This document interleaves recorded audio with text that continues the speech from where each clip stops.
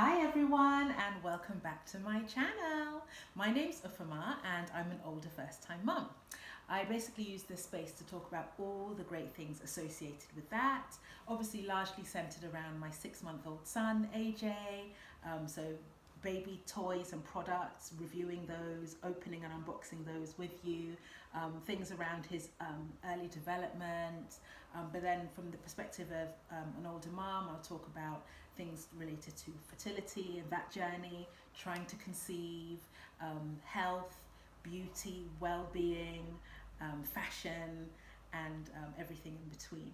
So today's video is called the self-love edition, and it's all around pampering and the idea of pampering yourself at different phases in your kind of fertility life cycle, I suppose. So I'm going to be talking about it from a couple of different perspectives. First of all, I'm going to talk to you about pampering in the postpartum phase. So basically what I did to kind of make myself feel better, feel special, feel loved in the 3 months immediately after giving birth to my son. But I'm also going to talk about pampering at other times in your life, generally, or when you're trying to conceive. And even, you know, I think it's important to do at any point in your fertility life cycle. So that could mean, you know, you're approaching menopause or going through menopause as well. I don't think pampering should ever stop. So yeah, I'm just going to talk to you about that. So let's get started, and I'll talk to you a bit about my my postpartum journey. It's funny, I think it was whilst I was pregnant or just after I gave birth, I started to hear more and more about this concept of the 4th trimester. So most of you will be familiar with the fact that pregnancy, the 9 months, is split into 3 sections, 3 trimesters of 3 months each. But as I said, I started to hear more about this notion of a 4th trimester, which would be the 3 months immediately after giving birth, when your baby is considered a newborn. And it makes sense because in that 3-month period, I know from a personal perspective, you go through a lot. Obviously your body's just been through a massive trauma giving birth, whether that's vaginally or with a C-section, and you know, your hormones are literally everywhere. There's the issue of breastfeeding, if you're breastfeeding, bottle feeding if you're not, yeah, just so many things, the way your body's changed, the way your skin's changed, the fact that you've got this beautiful little being that is 100% reliant on you for everything. It's a lot. So it's not surprising that the 3 months after giving birth is known now as the 4th trimester. Anyway, I was lucky enough to have my mother with me for the first 10 days after giving birth, and there's a few things that I think for black women in particular, African, Caribbean, we have various things that we do traditionally, you know, passed down through the generations from grandmothers to mothers to daughters, that we do immediately after giving birth. And my mum and I attempted to do some of those things maybe day 3 or 4. So I'm going to give you a couple of health warnings based on my personal experience, but I think just generally. I would say, number 1, don't do anything too early or before you're ready to. Now there's, I guess, different ways of determining whether you're ready or not.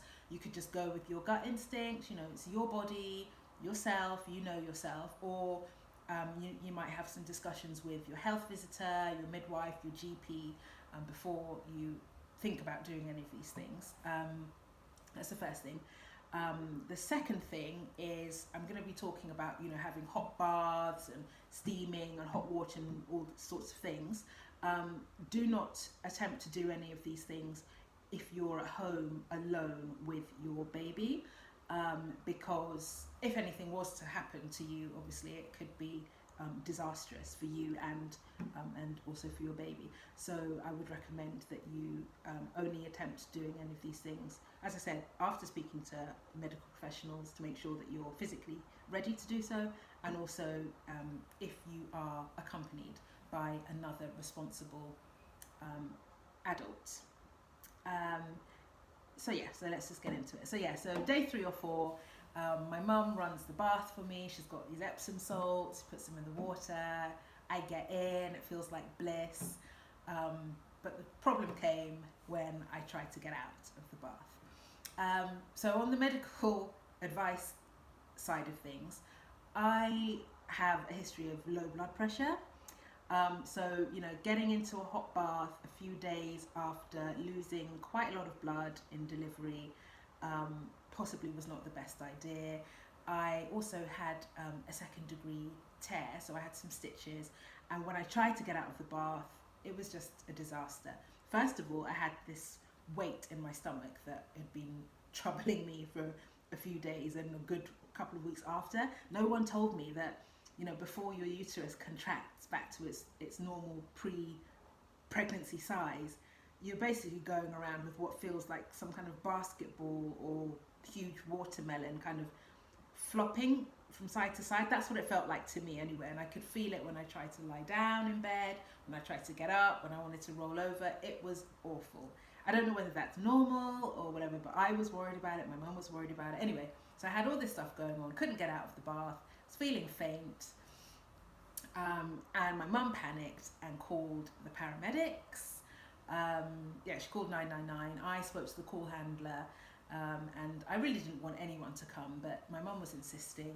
I managed to request that it was female paramedics that came out, and when they arrived, I actually managed to get out of the bath before they arrived. The knowledge that these people were coming and would potentially see me naked and shivering in the bath was enough to galvanise me out of that bath. Even though I'd been sitting there for 2 hours, I got up and I got out before they came in. But when they did come in, they were lovely. I almost offered them like a cup of tea and biscuits because, we were chatting away, and we had a good laugh. They said that they get called out to get people out of the bath all the time.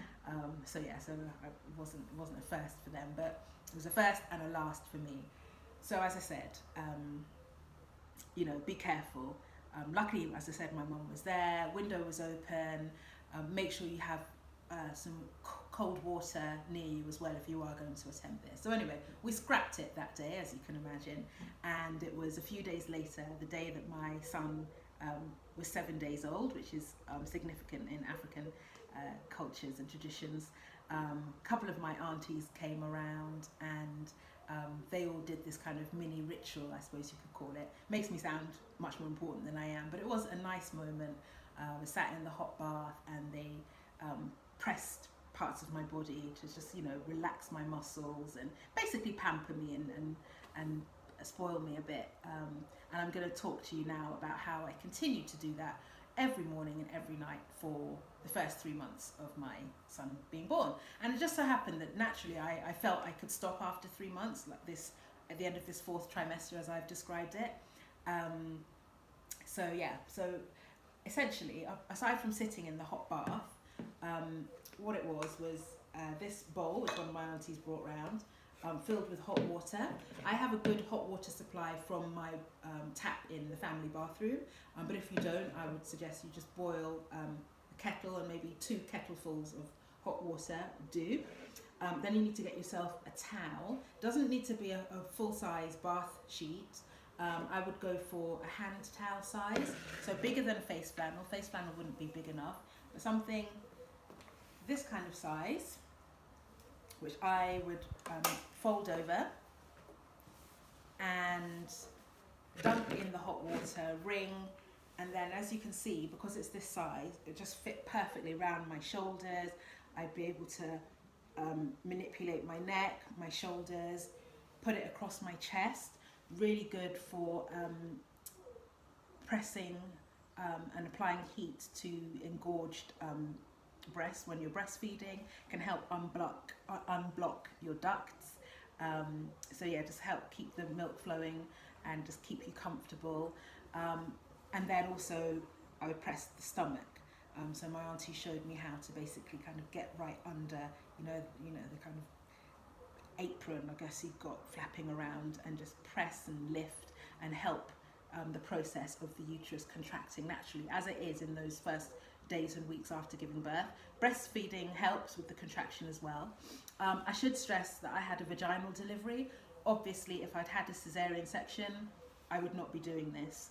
I believe it's a 6-week recovery on average for a cesarean at least, and I wouldn't recommend that you either soak or press your C-section scar anywhere near as early as a week after that major surgery. So please, I did all this because I had a vaginal birth. So I did that morning and night before my shower. I know some people do it in the shower, which is fine.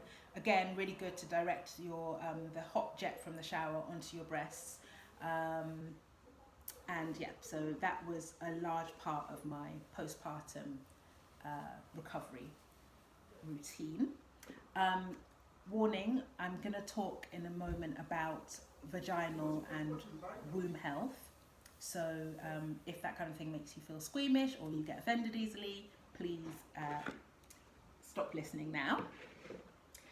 So apart from pressing, my shoulders, my breasts, my tummy with the hot water, it's also important to think about your womb and vaginal health after giving birth. I mentioned that I had a 2nd degree tear, so I had some stitches. I didn't ever really see what was going on down there, and for the most part I didn't feel a thing, everything was fine. But again, after a certain point I felt ready to try what's called Yoni steaming or vaginal steaming. Some people told me that they sat just over a bucket or a bowl, similar to the one that I showed you before. I went onto Amazon and was shocked to find, don't know why I was shocked, Amazon has everything, but they had a whole range of receptacles that you can use for this activity. I went cheap and cheerful. This was definitely less than £20. It's like an adult-sized potty. It sits over the toilet seat, so it was just convenient, I thought, and perhaps a bit safer than balancing over a bucket or a bowl that could obviously, topple over. So I filled this with boiling kettle water, and then got these Yoni steaming herbs, which were also from Amazon, an all-round organic herb blend designed to maintain wellness and reconnect you to your divine feminine. Since ancient times, these healing herbs are believed to hydrate, cleanse and purify, helping to balance and rejuvenate the natural functions of your womanhood. So basically it's all organic. It's got yarrow, marigold, lavender, rosemary, mugwort, motherwort, rose buds and pestles, raspberry leaf, red clover, lady's mantle, and some other things that smell absolutely delicious in there. So I boil the water, put it in here, sprinkle 2 to 3 tablespoons of herbs in there, and then the idea is that once it's safe enough, so let some of the steam escape, then very gingerly test that you're not going to burn yourself down there, and then you can sit over the Sitz bath for 20 minutes and let the steam go up your vaginal canal and work its magic. You can also make what they call happy womb tea with these very same herbs. So you boil the kettle and pop 2 to 3 teaspoons of these herbs into the boiled water, let it steep for 10 minutes and drink away. I don't think I've drunk the tea yet, but I have used it for the steaming a couple of times. Lots of women do this. Aside from having given birth, they do it on a regular basis at various points in their cycle. So it's definitely something that's done. Whether it's safe, whether it's effective, obviously is questionable. None of this is kind of scientifically proven, I don't believe, but it's just something that I did. So yeah, that's that. Apart from the steaming and the cleansing, there's this product from a company I love called My Expert Midwife. It's called Spritz For Bits, and it's designed to be used immediately after childbirth. It helps to protect and maintain the condition of the perineum after childbirth using carefully selected ingredients, including tea tree with its antibacterial properties, witch hazel and lavender oil to help clean, protect and soothe. So yeah, that's from My Expert Midwife, and I also use their nipple balm and a bum balm. They're called No Harm nipple balm and bum balm for the baby. No harm because it's all natural ingredients, safe for the baby to latch on straight after you've used the nipple balm, and the bum balm is great. He hasn't ever had nappy rash or any problems in that department, so I'd highly recommend it. I will put a link to everything that I mention in the description box below. So that's a bit about my postpartum recovery specifically. Now I'm going to talk about general pampering, so aside from whether you've recently given birth, just pampering that you can do at any time. I found pampering important when I was trying to conceive as well, not as a method of conception, but just for general relaxation, well-being. I mean, it could be a stressful and emotional time, so it was quite nice. But I've always been the type of person that just loves to pamper anyway. Of course, pre-pandemic, any opportunity to go for a nice spa day or any hotels that we would book to go away in, I would always make sure had a high quality spa. But in these days where all those types of things are unavailable, being able to recreate that at home, I think, is really, really important.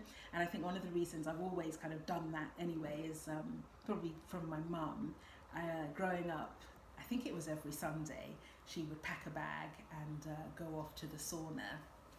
And back in the 80s, gyms weren't a thing like they are now, so she wasn't going to a David Lloyd and using the sauna there. I think it was a dedicated something or other. I don't know where it was, somewhere in West London, I think. And yeah, so I think we've all kind of inherited that kind of trait from her. So I'm going to take you through my head to toe kind of pampering regime. It's something that I've continued to do since having my son. It means that every weekend, or every other weekend at least, but usually every weekend, either Saturday late morning or Sunday late morning, I hand him over to his dad for a couple of hours, and everyone knows that I'm going to be having my pampering session. Now I'm going to talk about the head to toe process, but one thing I will say is that particularly if you're doing it for a particular event or reason, like Valentine's or your birthday, or just wanting to kind of look nice before a few nights away or something, or a special event, I wouldn't recommend trying to do everything in that one window of time that you might have on the day of or the day before. You might want to split some things up and maybe start 2 or 3 days earlier, especially having a little one to juggle as well. So for example, you might do your hair removal a couple of days before your main pamper session, or you might do your hands and toes a couple of days before your main session. But I'll talk to you about how you can do everything at once, touch wood, before you have to focus 100% on the baby again, or your other children, or your partner, or your housework. Just what you can do in a concentrated period of time. So if I let's start head to toe. So hopefully you like my little silk bonnet. This is made by my cousin. I'll put a link to her Etsy shop. But underneath this bonnet, I've got a regular shower cap as well, so you could use something like this. And I've basically saturated my hair with a mixture of coconut oil, which I've sprayed onto my hair, and then on my scalp and edges I've got the shea butter. Now sometimes, as well as the coconut oil, or instead of the coconut oil, I might use castor oil for the hair. But serious health warning here: if you think you might be pregnant or you're definitely pregnant, do not go anywhere near castor oil. Castor oil is one of the few, if not the only, kind of natural remedy stroke ingredient that doctors and midwives will tell you they would want you to talk to them about before you went anywhere near this if you were pregnant, because it can bring on contractions and early labour in some instances. So if you're pregnant or you think you might be pregnant, skip the castor oil. But if you're not, if you're just doing this as part of your standard pampering routine, then castor oil can be good, I think, for hydrating and softening the hair. So I would start my routine by doing my hair, put my shower cap on, and potentially the bonnet, knowing that I'm going to be getting into a steaming hot bath, which is going to help to steam the hair as well, and give it a bit of a hydrating treatment while I'm in the bath. So that's the hair, top of the head. Moving down, I would then give my face a deep cleanse with face wash of your choice, and then exfoliate, so give it a scrub, knowing again that I'm going to be getting into the steaming hot bath, and that will help open up my pores and get them ready for other kind of beautifying treatments. I have a history in skincare, so I'm qualified to do safe blackhead removal and all that kind of stuff. You can give it a go yourself, but just be careful about potentially scarring yourself and cross-contamination, all those types of things as well. So I would cleanse, exfoliate, get ready to steam in the bath. As I mentioned, you might have done your hair removal the day or so before, but if that is something that you want to do as well, I use a cream, so I would put that on and then have a quick shower in the other bathroom whilst the main bath is running. But if you've only got the one bathroom and your bath is running, perhaps you would put your hair removal cream on first, apply your treatments, your oils to your hair, wash your face and stuff, give the cream time to work, and then remove it in the sink using flannel and water potentially. That's one way. I'm talking you through how to do things kind of quickly. Anyway, if you're not doing hair removal, I would normally probably get into the bath once I'd given myself the face scrub. Now for the bath, I mentioned my mother sitting me in Epsom salts immediately after the birth.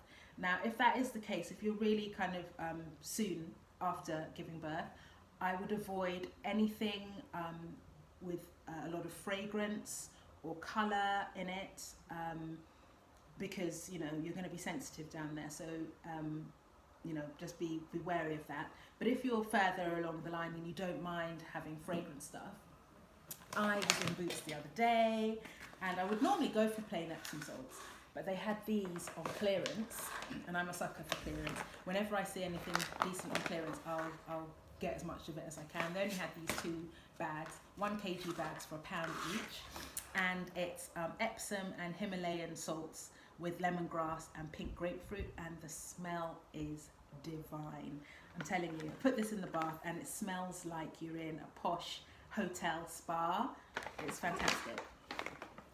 So I put those in. The good thing about Epsom salts is it helps, as it says on the pack, to cleanse body and mind, but it's also good for helping to relieve water retention, I believe, and just helping your muscles to recover.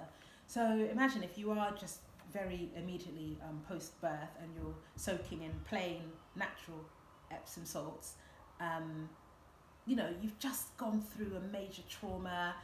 Depending on how long your labour was, you would have been quite tense for a lot of that time. So having the Epsom salts can really help. So I'd be soaking in the bath with the Epsom salts.